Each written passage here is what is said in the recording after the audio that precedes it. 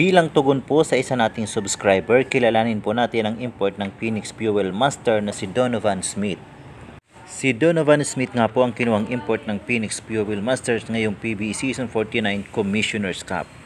May taas na 6'9" at center position ang laruan ito. Ipinanganak noong November 19, 1993 sa Chicago, Illinois, USA.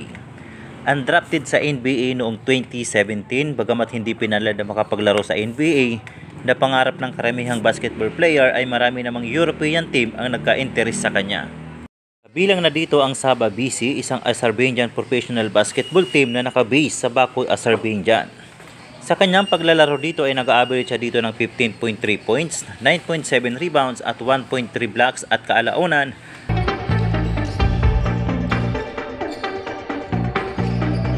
ang maitutulong nito sa koponan ng Phoenix Fuel Master dahil wala talaga silang legit center na kulang sa kanilang team.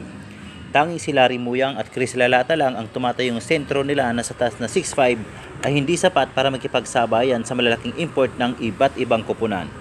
May nais po kayong maitam